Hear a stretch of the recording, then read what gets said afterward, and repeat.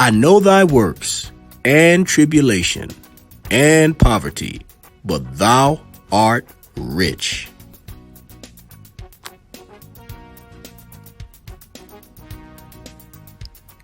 Welcome to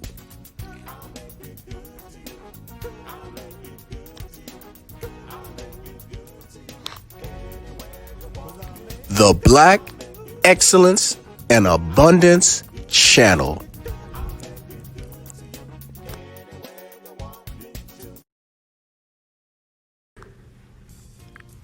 In 247 BC, the year Hannibal Barca was born, the Carthage Empire was about 500 years old.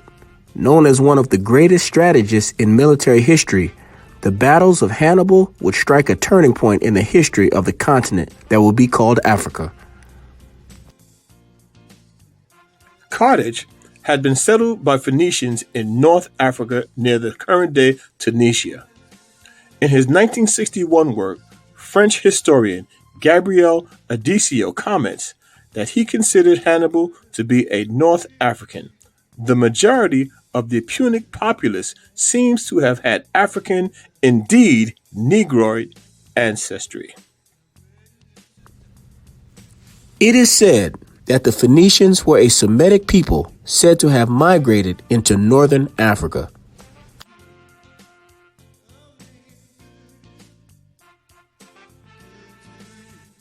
Archaeologists have found coins portraying Hannibal's Carthaginian features.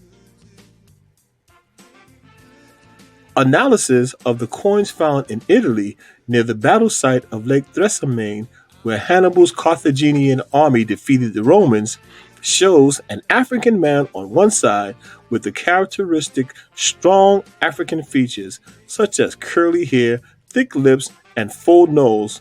On the coin's opposite side are elephants. These coins were all carbon dated around the time that Hannibal was alive. Hannibal's life was dedicated to fighting the Roman Empire.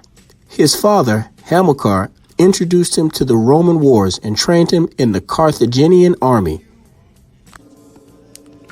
Rome was always a threat to Carthage, and the Barca family fought against them throughout their lives.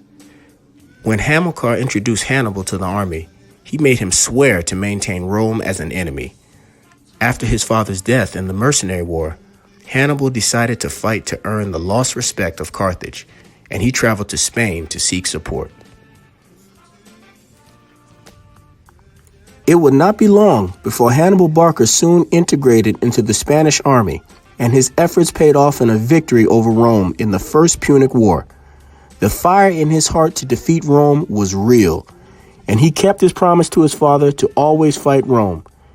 His aim to earn respect and freedom for Carthage was also achieved.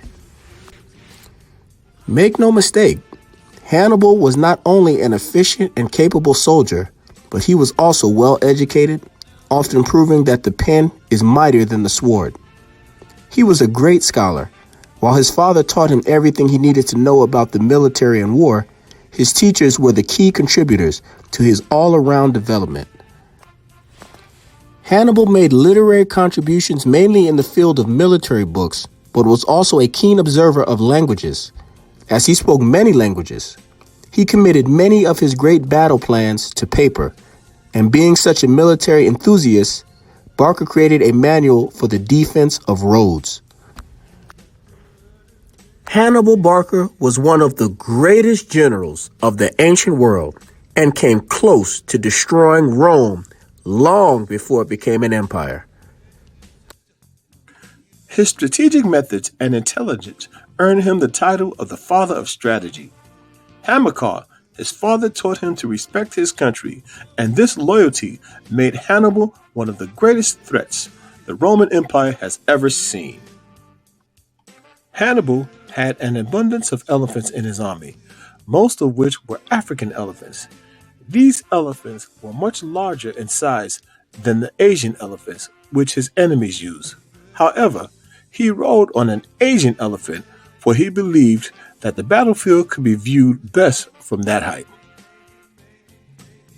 This particular elephant only had one tusk. Thus it was named Surus. Hannibal felt an affinity with Surus as the elephant was missing a tusk, and Hannibal, who had lost an eye in a previous fight, also only had one eye. His elephant proved fatal to his enemies as they were as efficient as any sword on the battlefield. These giant fighting machines were the forerunners and the model for the modern day tank that is used in war today.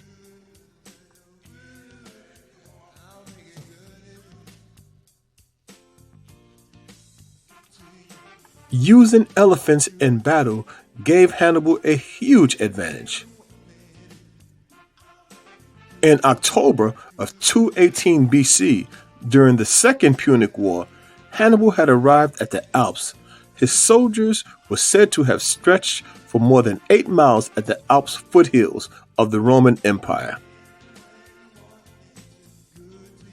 Many of Hannibal's strategies and war tactics are still in use to this day. Hannibal's greatest victory came on the Battle of Kenai in 216 BC. The fact that the battle happened at Kenai was no accident. The Romans had used the ruined citadel as a food magazine for various critical items such as grain oil. Hannibal knew the importance of Kenai and began marching towards it from his camp, which was around 75 miles away. A food magazine is a military store for arms, ammunition, explosives, and provisions for use in military. Hannibal was aware that the Romans were still dependent on the grain in Italy. However, Hannibal's arrival at Kenai changed things.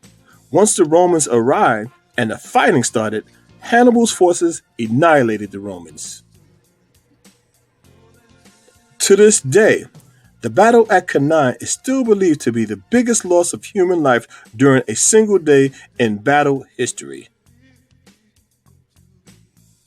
Hannibal Barca belonged to a family whose legacy was marked by its military achievements, and Hannibal was able to continue this legacy with the respect he earned during his lifetime. He was amongst the greatest commanders-in-chief not only for his victories, but also for his attitude and bravery.